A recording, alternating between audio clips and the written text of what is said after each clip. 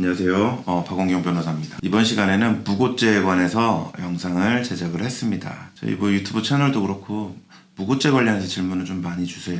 실제 피해자 입장에서는 고소를 하려고 하는데 오히려 내가 무고죄가 되는 게 아니냐라는 걱정, 또는 이제 고소를 당한 입장에서 억울함이 잘 풀린 거죠. 무죄를 받거나 무혐의를 받거나 이럴 때 고소한 사람이 괘씸하다라고 봐서 무고죄 고소가 되겠느냐, 이런 차원에서 질문을 많이 주십니다. 그래서 워낙 질문도 많이 주시고 또 많이 궁금해하시고, 근데 무고죄가 실제 복잡한 부분이긴 한데 저희 사무실에서 담당했고 저희가 처리했던 문제됐던 사례 두 가지를 좀 소개해드리면서 대표적인 사례 좀 이해 돕기 위해서 저희가 영상을 제작을 했습니다. 그래서 질문 많이 주신 게, 내가 실제 피해자가 맞는데 내가 고소했다가 혹시라도 무고죄 되는 거 아니냐, 이런 걱정 많이 하시고, 또 무고죄로 처벌받지 않으려면 어떻게 고소해야 되느냐라는 차원에서 질문 많이 주십니다. 그래서 피해자의 입장에서 무고죄가 성립될 것이냐라는 고민들이 많은데, 제가 볼 때는 실제 문제되는 경우보다 너무 부분은 무고죄가 되는 거 아니야, 내가 피해자인데 가해자가 너무 잘 나가는 사람이라서 이게 고민하는 경우가 많은데, 그 경우들이 보면은 뭔가 좀 구체적인 범죄 증거가 부족하다라고 생각을 해서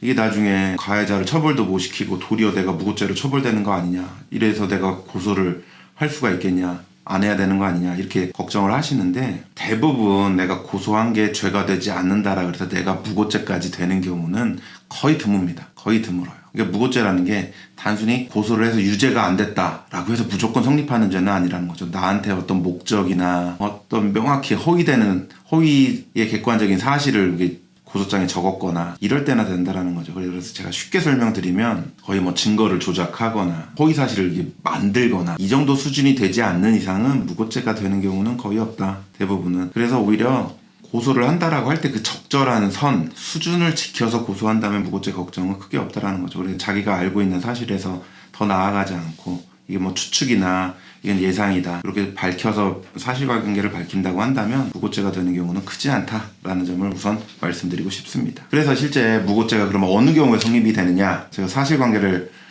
사안 두 개를 소개시켜 드릴 테니까, 이 정도면은 이렇게 해서는 안 되겠구나, 혹은 내가 고소할 때 이 정도 선을 지켜야 되겠구나, 이렇게 한번 판단해 보실 수 있는 이해가 되면 좋을 것 같습니다.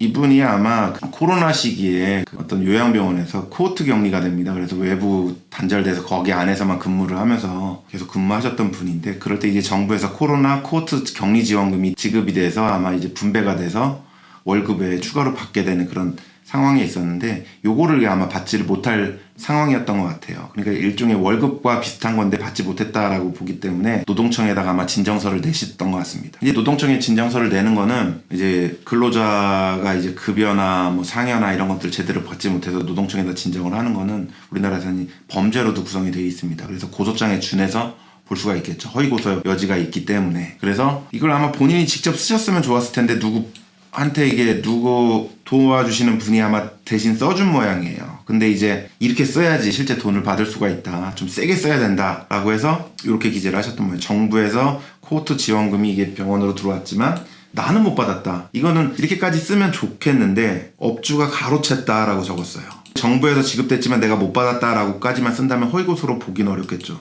근데 업주가 가로챘다라는 말은 법률적으로 평가를 해보면 횡령 착복했다라는 의미거든요. 그럼 별도 이게 업무상 횡령죄나 이런 게 구성이 될 수가 있는 것이거든요. 그럼 그 부분에 있어서는 객관적으로 허위사실의 여지가 가능할 수가 있거든요. 나는 아직 못 받은 상태인데 거기서 더 나갔고 단정적으로 얘기를 했던 것이거든요. 근데 실제 파악을 해봤더니 코호트 지원금이 아직 정부에서 이제 개별 병원으로 입금이 되기 전 상태이기 때문에 가로챌 수도 없는 것이고, 이게 객관적으로 그냥 허위 사실인 거죠. 근데 이게 나는 몰랐던 부분 아니냐, 이렇게 말을 할 수가 있겠지만, 가로챘다라는 건 내가 어느 정도 인식을 했음을 전제로 해서 고소를 진행을 한 것이기 때문에, 여기서 이게 명백히 객관적인 허위 사실을 고소한 것으로 무고죄가 문제가 될 수가 있었습니다. 그리고 또 확인되지 않은 사실을 단정적으로 기재했다라는 거죠. 아직 입금도 안 됐는데 횡령했다, 착복했다, 가로챘다, 이런 표현이 문제가 됐고, 실제 고소인 조사에서도 그런 부분을 진술했으니까 문제가 됐습니다. 근데 가로챘다라고 나는 생각이 들었으니까 이렇게 적지 않았겠어요? 그럼 그와 같이 생각했다라는 뭔가 근거가 있으면 내가 허위 사실에 대한 고의가 없다라고 볼 수가 있는 건데, 그에 대한 증거도 확보를 하지를 않은 상태였습니다. 그래서 내가 이게 나중에는 그 증거가 잘못됐다라는 거를 빠져나갈 여지가 있을 수가 있는데, 그런 증거도 없었으니까 착각의 근거도 없이 말했다라는 게 고의성이 입증이 되기 때문에 무고죄로 성립 가능한 상황이 됩니다. 그리고 또 하나의 문제는 이제 고소인 조사나 내가 고소를 한 이후에 저쪽에 상대방이 조사를 받고 이게 객관적인 증거를 이런 것들을 냈잖아요. 그러면 내가 이거 뭐 착각해서 진술을 그렇게 했는데 그 부분은 뺍니다. 못 받은 부분까지만 진술하겠습니다라고 해서 정정을 하거나 아니면 일부 뭐 착복했다 그 부분 수사해달라 이 부분은 취하를 할 수도 있는데 그걸 하지 않고 그대로 이제 밀어붙인 거죠. 일단 말을 뱉어놓으니까 왠지 말을 이게 다시 걷어들이면 곤란할 것 같으니까 계속 밀어붙인 겁니다. 그러다 보니까 이게 문제가 오히려 고소를 했지만 무고죄로 이게 인지가 돼서 검찰에서 이제 수사를 받게 된 겁니다. 별도로. 근데 이게 저희가 이제 잘 합의도 하고 이게 좀 고의성이 미필적으로 있었더라도 이게 높지는 않았으니까 좀 선처해달라고 이제 검찰에 잘 간곡히 저희가 정상 변호를 해서 기소 이후에 불기소 처분으로 저희가 변호를 했던 사안입니다. 이건 이제 저희가 영상 마지막 부분에 실제 이제 그 범죄 사실이나 이런 것들 적혀 있는 그 결정문을 한번 보여드리도록 하겠습니다. 또 하나 사례를 또 말씀드릴게요. 이 성범죄 관련해서 이제 워낙 좀 무고죄나 이런 것들이 문제되는 경우들이 많이 있습니다. 이 사건에서는 저희가 이제 중간간 고소를 당했던 의뢰인을 변호를 했었는데 도리어 고소를 했던 그 여성분이 무고죄가 인정이 되고 2심까지 올라가서 이제 실형 선고받고 구속까지 저희가 시켰던 사건입니다. 이 사실관계는 당일 처음 이 남자 집에서 만나서 저희 의뢰인이죠.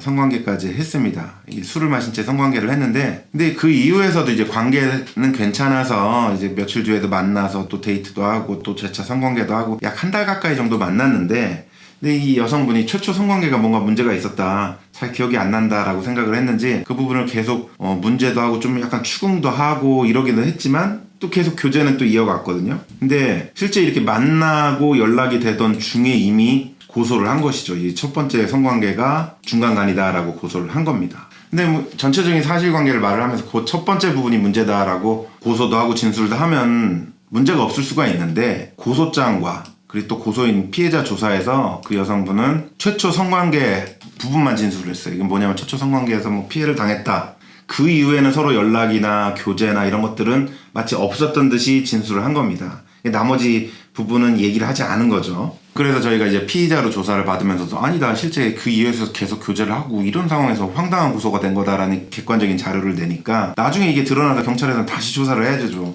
이게 어떻게 된 거냐, 그 부분 실제 맞냐. 그러니까 오히려 그게 뭐가 문제냐, 난 고소한 부분만 진술하면 되는 거고 그것만 수사하면 되지 그 위에 부분 뭐가 문제냐, 이런 관점을 유지를 했어요.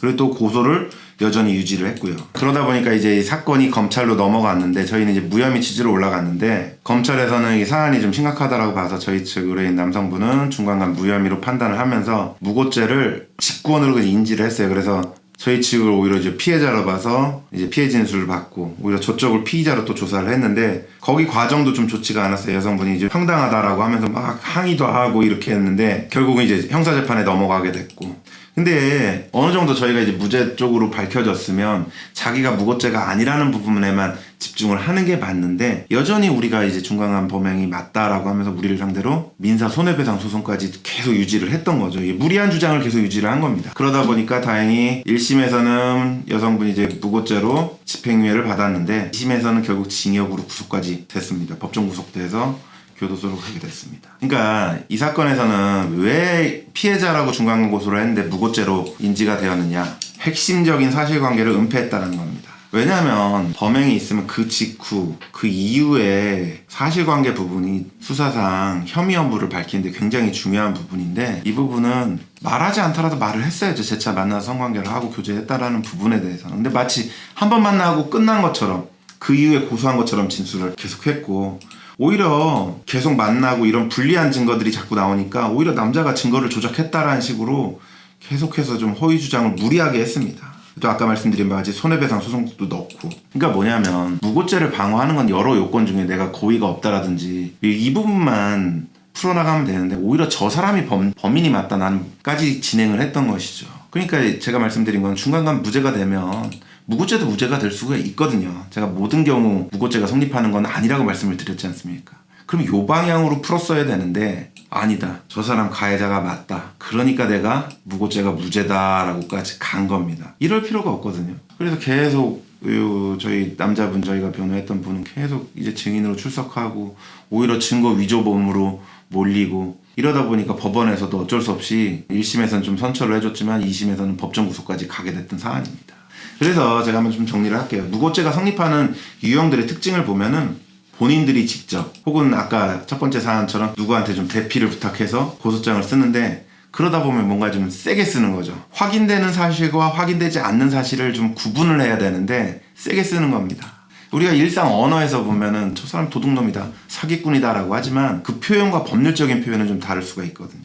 과장을 넘다 보면 이게 허위성 고소 가능성으로 인지될 가능성이 높다라는 거죠. 이게 무고라는 죄의 성질이 상대방을 처벌시키기 위해서 없는 사실을 만들고 불분명한 사실이 있는 명확한 것처럼 허위고소를 하는 게 본질 아니겠습니까? 여기서 이제 고의성이 무고죄의 고의나 이런 요건들이 해당될 가능성이 발생을 합니다. 그리고 또 하나는 아까 말씀드린 것처럼 수사 과정에서 허위성이 드러났어요. 그러면 이거 좀 잘못하신 거 아닙니까? 하지만 여전히 그럼 정정하거나 이 일부 수정하거나 이 부분 내가 좀 아닌 것 같으니까 그건 빼고 나머지 부분 수사해 주십시오 이렇게 가면 되는 건데 정정도 하지 않고 수정도 하지 않고 철회도 하지 않습니다. 실제 수사 과정에서 내가 그 부분 착각한 것 같습니다 라고 철회를 해버리면 무고죄 인지는 솔직히 무고죄 성립은 솔직히 어렵습니다. 근데 이제 계속 근거 없이 유지할 경우 거기서 더 나아갈 경우 이게 무고죄 고의가 인정돼서 이게 범죄 성립이 될 가능성이 굉장히 높아진다는 측면입니다. 그래서 이런 부분 좀 이제 변호사가 대신 고소를 해줘서 무고죄가 되는 경우는 거의 드뭅니다. 변호사까지 완전 속이지 않는 이상은 거의 드문데 이제 본인들이 직접 고소해서 풀어나가다 보면 이런 경우들이 문제가 돼서 제가 한번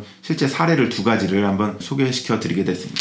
지금 말씀드린 사항과 관련해서 실제 결정문이나 판결문을 한번 보도록 하겠습니다. 제일 먼저 이 무고죄인데 저희가 기소유예로 풀었다라고 했죠. 이 사안은 본인이 직접 고소 풀다가 저희 측에 의뢰를 해가지고 저희가 지금 양형변호 쪽으로 방향을 바꾼 거였는데 코호트 격리 지원금 받지 못했다고 노동청에다가 했던 사안입니다. 근데 이제 저희가 이제 합의도 하고 진정도 바로 취하시키고 여러 가지 그 이후에 풀어가지고 혐의는 인정되지만 합의도 하고 그래서 기소유예로 마무리됐던 사안이고 그 범죄 사실은 코호트 격리 기간 동안 코호트 격리 지원금 받지 못했다라고 해서 집에서 인터넷으로 진정서 한 통을 작성해서 제출했다는 겁니다. 이게 그러니까 이 부분도 아마 누가 도움받아서 써준 건데 인터넷으로 막 쓰다 보면 우리가 좀 정제하고 거르고 확인되는 사실, 확인되지 않은 사실 좀 구분해서 써야 되는데 감정적으로 막 이제 민원 넣듯이 막 쓰다가 보니까 이게 고소장의 성격을 갖는데 거기서 이제 선을 넣은 것이겠죠. 그리고 나서 조사 과정에서도 그러면 한번 뱉은 말이니까 그걸 좀 빠지지 않고 왜냐면 법률적으로 잘 모르니까 그렇게 말했다가는 수정 철회하면 애초에 받을 돈도 못 받는 거 아니냐 걱정이 되다 보니까 계속 유지되다 보니까 이게 무고죄가 인지됐던 사안입니다. 또 하나의 사례를 좀 소개시켜 드릴게요.